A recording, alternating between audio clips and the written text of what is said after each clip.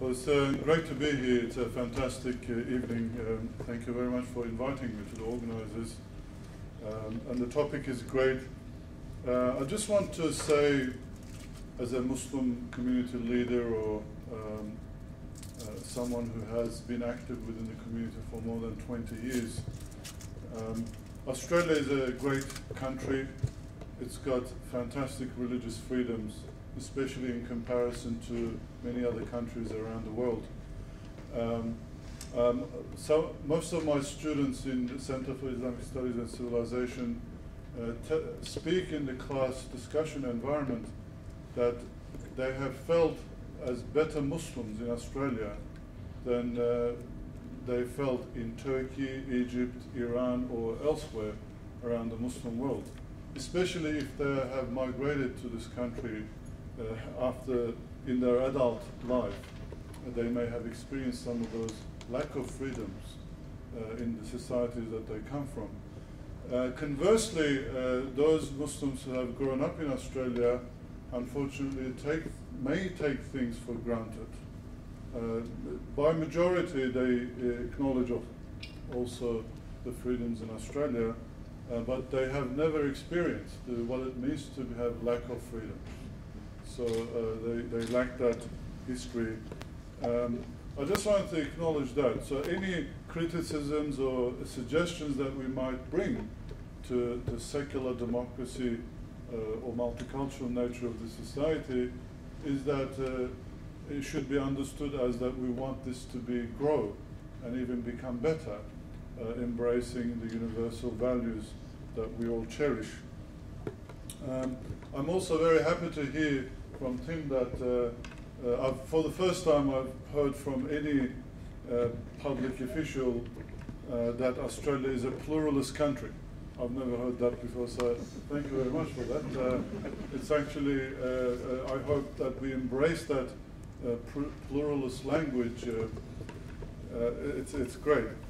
But I just want to make a number of points. The first point that I want to make is that even though Australia is a multicultural society with many religious freedoms, and these freedoms could include the freedom to believe your own what religion you choose, freedom to practice and express what you believe, and also to be able to learn and then teach this religion and then publicly organize yourself.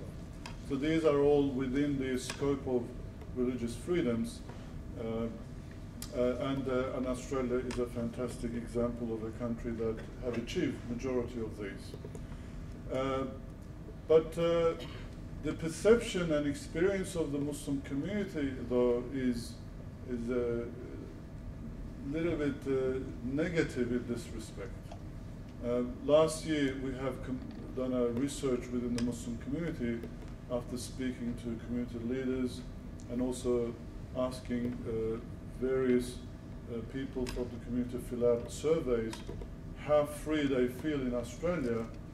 Even though majority have acknowledged once again, as I have mentioned, that Australia has great freedoms, they also do not feel equal to people who may belong to other religions, and that in some respect there are restrictions. Even though politically or in social policy there may not be discrimination, when it actually comes down to practical level, they report discrimination taking place. Like for instance, there has been studies by Australian National University when they've sent job applications to real company jobs with the name David Jason. They get interviews, but exactly the same CVs, just the name changed, don't get any calls back. So it shows that people, just the name is enough. A Muslim sounding like Muhammad and Ahmed is enough to turn off potential employees. I mean, I've been in that position, in a position of selection of interviewing people, and then when you just look at the first batch, people just judge based on name, age, or gender, or or things like that, and it's very difficult to avoid those. But also, there has been public campaigns against mosque establishments in Canberra, Western Australia, establishment of school in Camden, and also deliberate campaigns against halal meat in Australia by certain organizations like Q Society and so on. It's quite, we have Islamophobia just as we have radicalization problem in Australia. Within a small segment of the Muslim community, there's also equally Islamophobia problem in a small segment of Australian society, but the loudness of these two segments and the radical actions and the rhetoric that they produce influence the rest of society, unfortunately. Now, one of the issues that is at the root of this is that Muslims don't have a historical experience of living as a minority, and also Western societies don't have an historical experience of large population of minorities who are quite different to the Judeo-Christian tradition, you might say.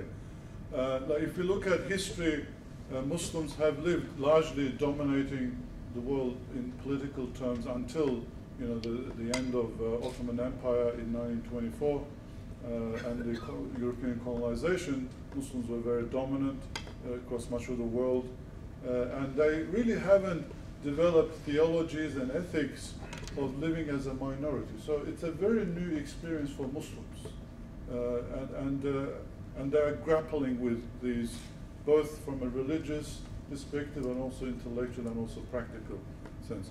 But equally important is that our Western societies, although I would hope that it's pluralistic, but there is no history of pluralism, and there is no, we don't have a theory for a multi-faith society, unfortunately, or pluralistic society.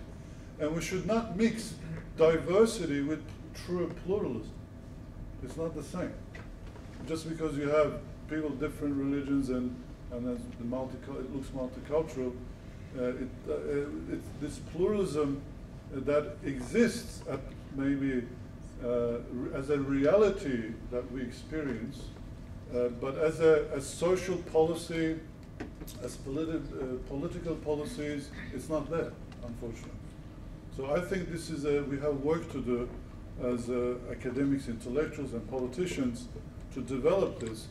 And what makes it worse is that when multiculturalism was introduced in late 1960s, early 70s, Australia as a society were quite confident in their religious and cultural identity. It was largely Christian, more than 80%, close to 90%, and the culture was quite set. But now, in the postmodern world, in 2015, only 63% of the population, according to census, is Christian, so the numbers dramatically reduced, and it's reducing every 5 years between 3 to 4% in census. And also, what it means to be Australian is very blurred and fluid in cultural terms and identity terms. And this makes people very nervous, and when they see a difference, they react to it in a radical way as well. The second point that I want to make is that the modern secular liberal democracy is fantastic. It's proved a success, and after the fall of communism, it's spread across much of the world, and Australia is one. But one of the weaknesses of secular democracies is that or strength is that it's based on majority rule. That's very important. Majority elected parties come to power, and so on. But the disadvantage of that is that minority rights could be overstepped. And unless they are guaranteed by the Constitution which Australia does not have a Bill of Rights. And I know that there's a debate whether we should and we shouldn't have Bill of Rights, but nevertheless, there's no constitutional guarantee other than just conventions, social, legal, and political conventions we have, which can change. There's no guarantee of guaranteeing minority rights. And these are mainly felt by minority groups more than anyone else. What happens is, when it's convenient to the majority, then minority rights could be overstepped. And we've seen this happen in the past as well, especially when it comes to security measures that Australia takes, or overseas conflicts that the Australian government is involved. Usually people know that it will have repercussions on the Muslim minority in Australia, but the thinking is, well, we'll do it anyway and we'll just manage to mitigate the risks. And that's the kind of approach. And we see this when I'm involved in meeting with Attorney General's Department or various other government forums. You know, when they come to speak to Muslim community organizations and leaders, it's always, everyone knows that the problems are created by what Australia is involved in. It's just we're just there to mitigate the risks for Muslims in Australia.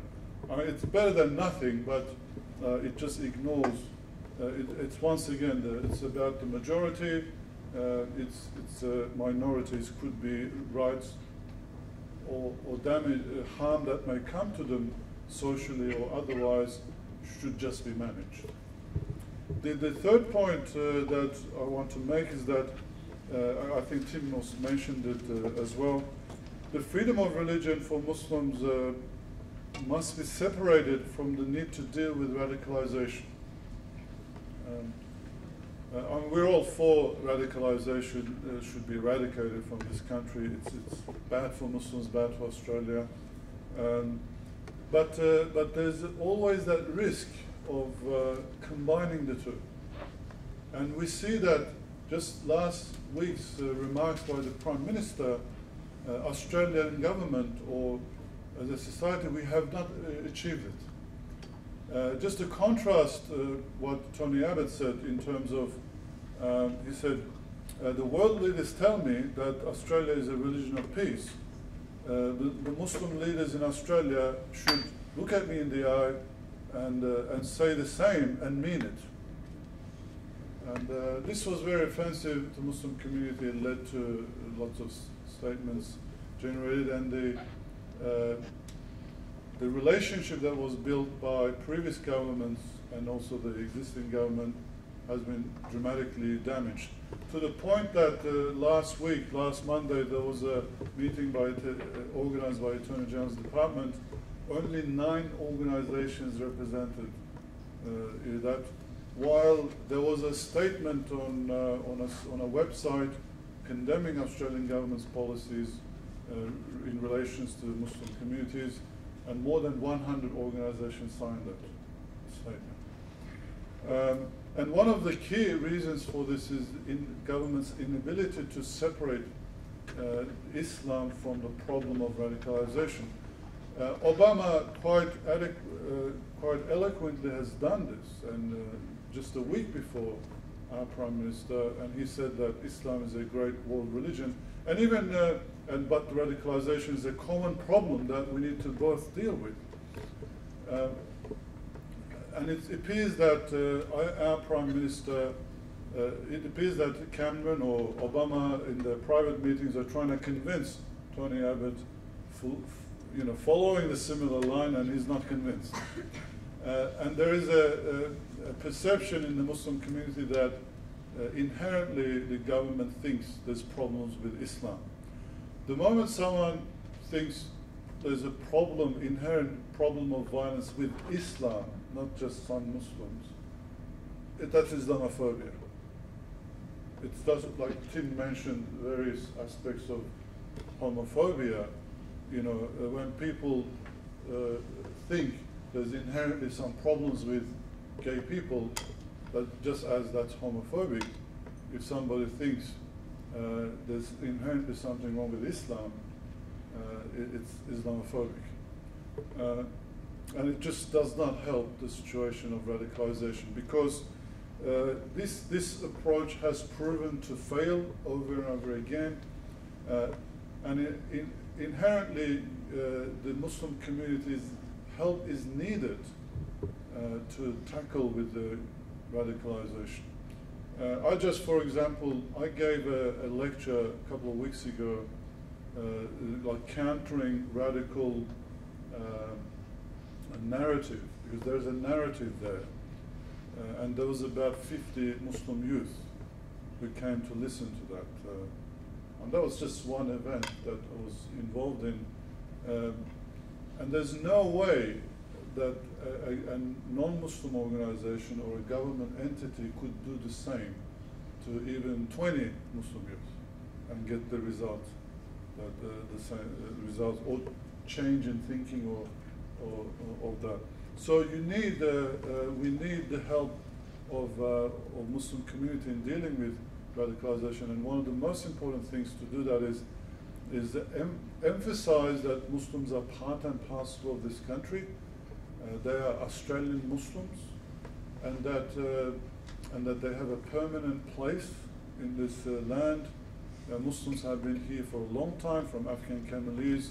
Even if you just look at the last migration pattern, it's been 45 years since Muslims have been in this country. And Australia, in the modern era, is only 200+ year history, right? So Muslims have been part of that at least 45 years. It's a very long, it's a very significant time. And by 2026, there will be 1 million Muslims in this country. So we need to look at how Muslims could be engaged and how their rights can be guaranteed, and then deal with issues through cooperation rather than isolation and alienation. So I just want to just sum up that Australia needs a theory for a multi-faith society and true pluralism, and that we need to revise or improve our secular liberal democracy to check whether it guarantees the minority religious rights or other rights, both in theory and in practice, and also specifically within the case of Muslims in this country and the issues around that. We need to be able to separate Muslim religious freedoms from the problem of radicalization. Thank you very much.